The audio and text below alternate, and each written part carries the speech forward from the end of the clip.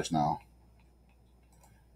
Let me go here. All right. So we're going to start by showing you like, so you'll see in one of the documents that I gave you, the one that's, well, for you here in class that's stapled together, there is a digital electronics review sheet for counters, and it goes over shift registers, the asynchronous counters, which you've already done, and then the synchronous counters. And it goes through the design steps, which I think this is kind of useful to knowing that.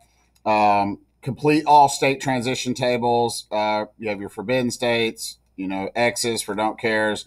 It tells you how to make your truth table, and then connect the A, B, C outputs to the appropriate logic gates, and then back to the specific J or K inputs. So we're going to walk through that. On 3.3.1, it kind of walks you through, and then it asks you, I don't know, on one of the last questions on part B, it says make a 3 to 7 mod counter. Okay. Well, you need to know how to do that. Okay. So the first thing I'll do is I'm going to go through and I'm going to fill out my truth table, and I'm going to start here. Q before the clock is just always going to be regular counting. Okay. So you can come with me here, and we're just going to fill this in, you know, from 0 to 7 like we normally would.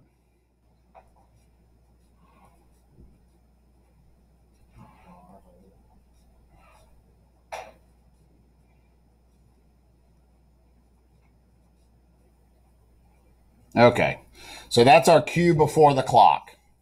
Okay, there we go. That's better for me. And now we're going to go Q after the clock. So let's say in this particular case, you guys are going to make a 3 to 7. Okay, for this example here that I'm going to use, I'm going to, let's say, make a 2 to 6 counter. Okay, a 2 to 6. So the first thing, so I always want it to start at 2, right? So if for some reason the counter started at, well, let me do this. Let me start at 2. So from 2, when the clock, before the clock hits at 2, what do I want it to be after that? What do I want it to go to next?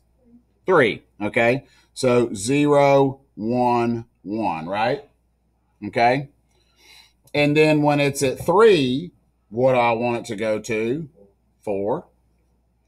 And then when it's at 4, what do I want it to go to next? 5. Oh, let me write, I was going to do a 2 to 6. And then at 5, I want it to go to 6. And then at 6, after 6, what do I want it to do? I want it to go back to 2. Okay. So those are the ones that are what we're going to call our legal state. Okay. Those are all things that it will do. Okay. What I want you to do though is what happens to fill out my Kmaps correctly. Okay. If it did happen to hit a 7, what would I want it to do? I would want it to go to 2 as well, right? So I'm just going to put in 2 here.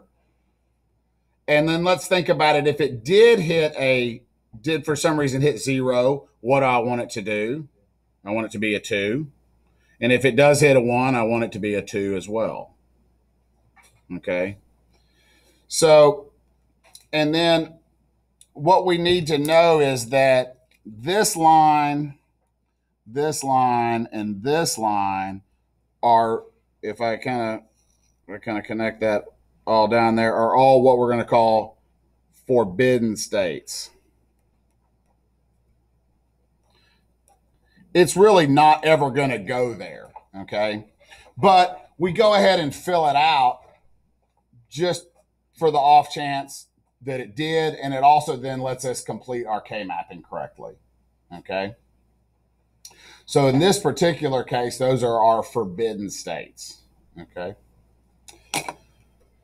So now this is kind of, for me, kind of where the coloring comes in, okay? So like what I do is I'm going to take my C row and I'm going to choose C to be kind of yellow. and this C to kind of be yellow. And then I'm going to come over here and I'm going to look at my C's and, whoop, hold on. Transition table out. What's up? Yeah, so like I'll do that, and then I'll go like, let's say B's for me, maybe pink.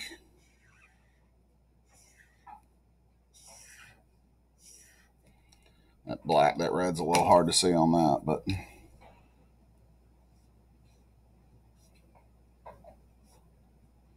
okay. And then what's another? I got green left, so I'll do this in green.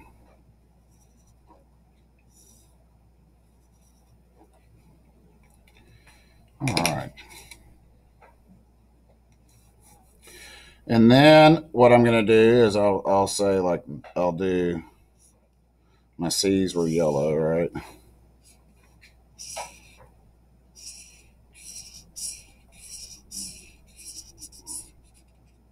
Gonna do that. My B was pink.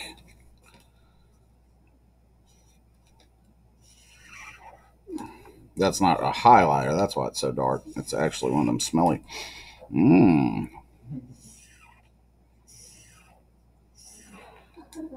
Only weird people like the black licorice. Remember that. Yeah, the black marker in these are black licorice. What? I don't know. I actually like it, but that's because you guys already know that I'm weird.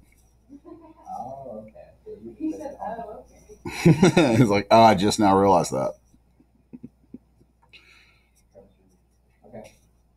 Okay, so the reason I do that, and you'll see, is it just helps me make sure I'm in the right place, okay? All right, so now the next document that you have in your packet is this JK truth table. And so this is what I'm going to be looking at. And let me I think I can fit both of these on here. And yeah, so what I'm looking for here is on my C's, and that's why I kind of like the color. I'm looking at 0, 0, okay? Well, 0, 0, what's my J and what's my K? Well, 0x. So I come here and I go 0x. What's my next one? 0, 0, 0, don't care.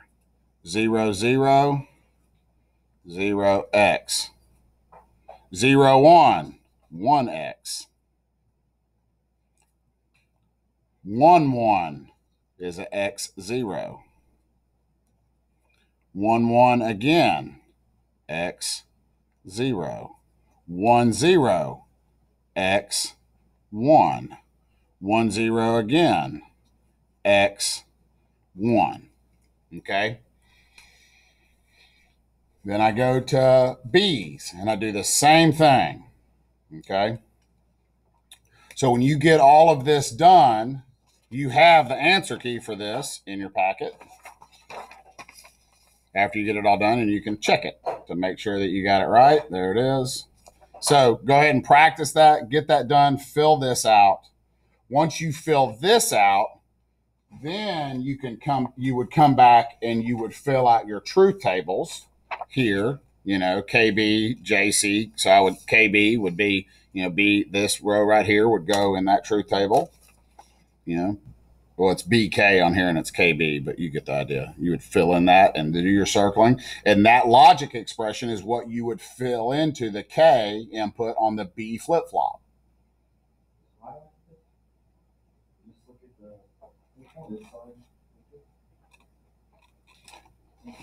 So,